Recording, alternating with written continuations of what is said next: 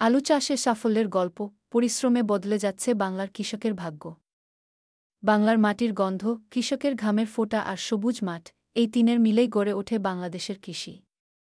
আজকের পর্বে আমরা কথা বলব এমন এক ফসল নিয়ে, যা শুধু কৃষকের আয়ের উৎস নয়, বরং দেশের খাদ্যনিরাপত্তার এক বড় ভরসা। হ্যাঁ, বলছি আমাদের প্রিয় শীতকালীন ফসল, আলু। শীতের আগমনের সঙ্গে সঙ্গে দেশের উত্তরাঞ্চল থেকে দক্ষিণাঞ্চল পর্যন্ত এখন চলছে আলু রোপণের ব্যস্ততা। কেউ বীজ প্রস্তুত করছেন, কেউ জমি চাষ করছেন, আবার কেউ সেচ দিচ্ছেন সদ্য গজানো গাছে। চলুন জেনে নিই কীভাবে আলু চাষে সাফল্য আসে আর কিভাবে একটু যত্নে কৃষকের জীবন বদলে যায়। আলু চাষের প্রথম শর্ত হল সঠিক জমি নির্বাচন। উঁচু বা মাঝারি উঁচু জমি, যেখানে পানি জমে না, সেই জমি আলু চাষের জন্য সবচেয়ে ভালো। দোআঁশ বা বেলেদোআঁশ মাটিতে আলু গাছের শিকড় সহজে ছড়াতে পারে, ফলে গাছ হয় সবল এবং ফলন বেশি হয়।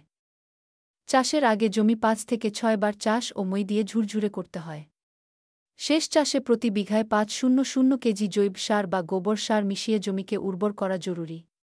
ভালো নিষ্কাশন ব্যবস্থা রাখলে গাছের গোড়া পচে না এবং রোগের ঝুঁকি কমে যায়। বীজই আলু চাষের প্রাণ। স্বাস্থ্যবান, অঙ্কুরিত ও রোগমুক্ত বীজ নির্বাচন করতে হবে। প্রতিটি বীজ টুকরো ২-৫ থেকে ৩০ গ্রাম ও অন্তত একটি চোখসহ হতে হবে। দেশে জনপ্রিয় জাত হল ডায়মন্ড, কার্ডিনাল, লালপাহাড়ি, অগ্রণী এবং বিসিএল জাত। বীজ বপনের সময় সারি থেকে সারি ২ ফুট ও গাছ থেকে গাছ ৮.১ ইঞ্চি দূরে রাখতে হবে। রোপণের গভীরতা ৫ থেকে ৬ সেন্টিমিটার। রোপণের উপযুক্ত সময় হল কার্তিকের শেষ থেকে অগ্রহায়ণের মাঝামাঝি, অর্থাৎ নভেম্বর মাস।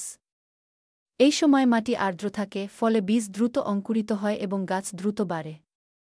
আলু চাষে সঠিক সার ব্যবস্থাপনা অত্যন্ত গুরুত্বপূর্ণ। প্রতি বিঘায় urea ৩০ KG, TSP ২০ KG, MOP ২৫ KG, gypsum ১০ KG এবং জৈব সার ৫০০ কেজি ব্যবহার করতে হয়।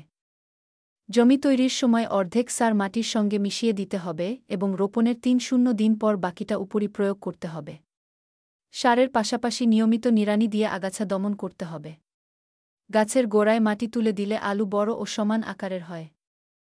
রোপণের ২-০ দিন পর প্রথম সেচ দিতে হয়, এরপর প্রতি ১-২-১-৫ দিন অন্তর সেচ দিতে হবে। সেচের সময় পানি যেন জমে না থাকে, এদিকে সতর্ক থাকতে হবে। আলু গাছের সবচেয়ে সাধারণ রোগ হল পাতা ঝলসানো। এই রোগ দেখা দিলে রিডোমিল গোল্ড বা ডিথেন M4-5 গ্রাম প্রতি লিটার পানি স্প্রে করতে হয় ৭-১০ দিন অন্তর। লেদা পোকার আক্রমণে পাতা খেয়ে যায়, গাছ দুর্বল হয়, এদের দমনে মালাথিয়ন বা কারাটে ১ মিলি প্রতি লিটার পানি স্প্রে করলে ভালো ফল পাওয়া যায়। এছাড়া গোড়া পচা রোগ এড়াতে জমিতে পানি জমতে না দেওয়াই শ্রেয়।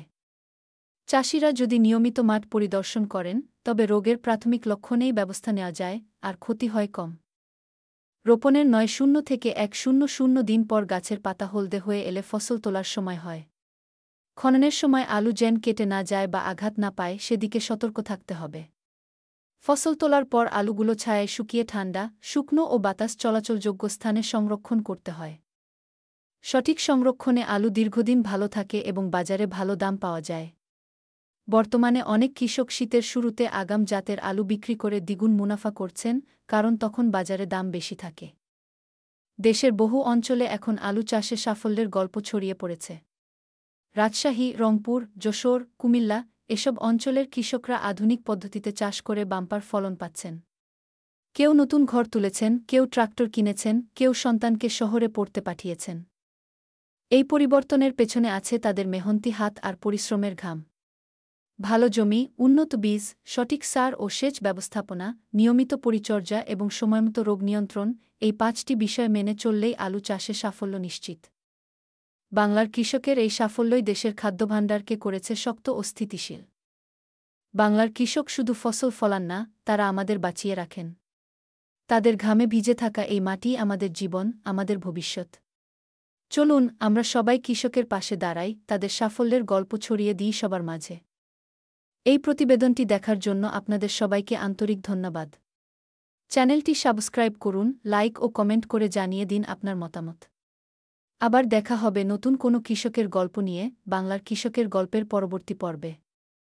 ধন্যবাদ। বাংলার কৃষকের গল্প।